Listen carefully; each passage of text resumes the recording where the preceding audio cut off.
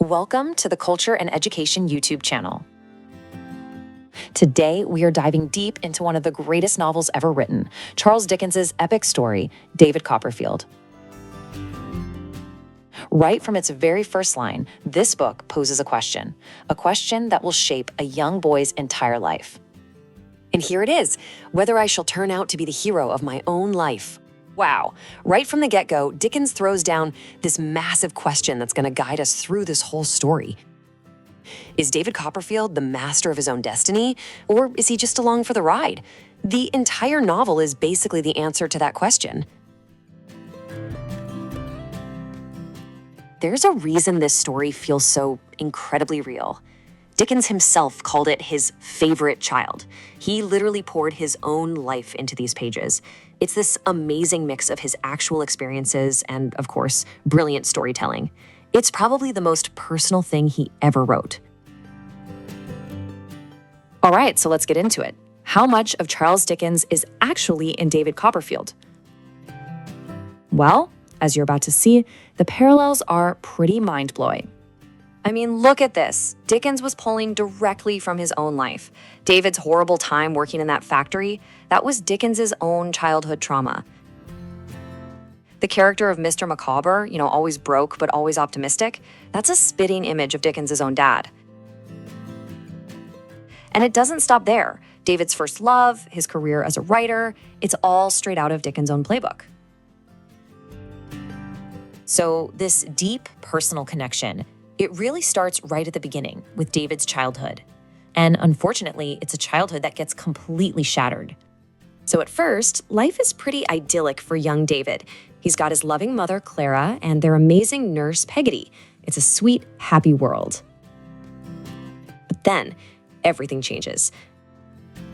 His mother remarries, and her new husband, Mr. Murdstone, is just cold, cruel. He brings this twisted idea of firmness into their home, and it just destroys everything. And things just spiraled downwards from there. Murdstone's cruelty completely breaks his mother's spirit. David, in one moment of pure desperation, bites his stepfather. And for that, he's banished to this horrible boarding school. And then, while he's gone, the worst happens. He finds out his mother has died. Just like that, his last connection to that happy childhood is gone. So what does Murdstone do? He sends the 10-year-old kid to work in a factory in London. Unbelievable.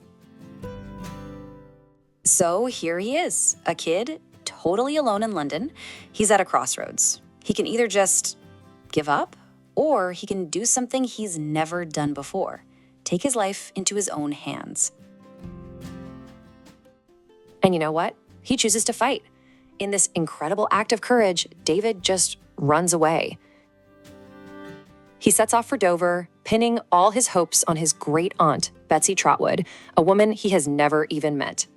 This, right here, is the real start of his quest to become the hero of his own story. And guess what? The gamble works. His Aunt Betsy, who seems super tough on the outside, takes him in. She stands up to the Murdstones and gives him everything he needs: a home, a good education, and even a new name, Trotwood Copperfield. It's like a total rebirth. He gets a second chance to become a completely new person. So with this fresh start, David grows into a young man. And this next chapter is all about the people he meets: the good, the bad, and the ugly. These characters are going to shape him and teach him what it really means to be a man. Think about it.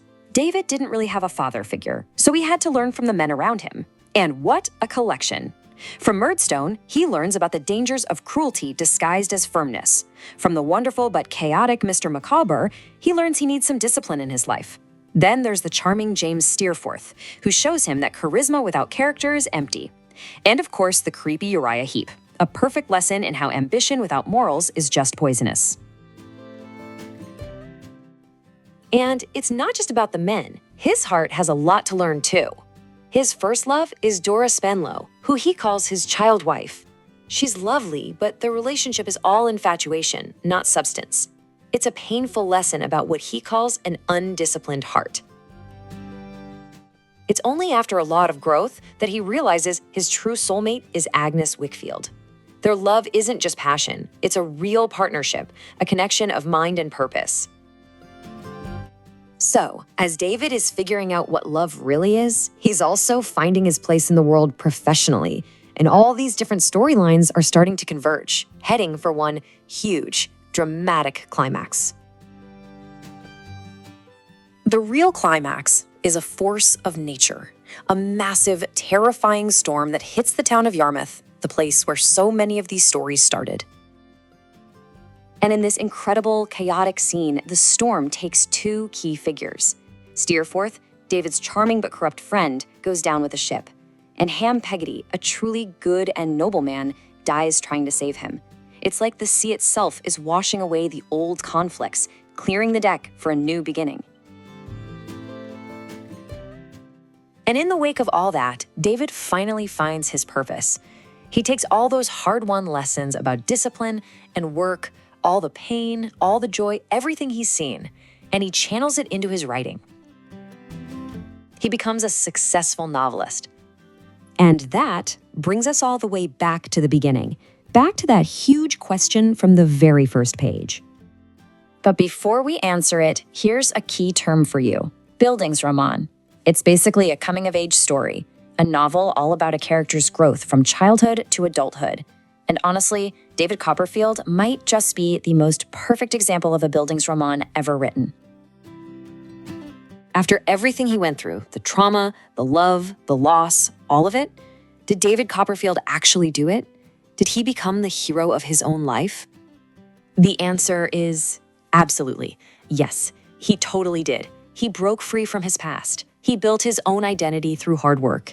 He found real, true happiness with a partner who was his equal. He learned from every single person he met, the good and the bad, to become a better man. And the most important part of all is that he wrote his own story. Think about that. By becoming a writer, David doesn't just live his life. He takes control of it. He gives it meaning. He shapes his own narrative. That is his ultimate heroic act, turning his own life into art. Ultimately, David's journey shows us that being a hero isn't always about big, flashy moments. Sometimes it's about resilience. It's about the courage to shape who you are. And that leaves us with one final thought to chew on. What parts of ourselves do we have to overcome to write our own story?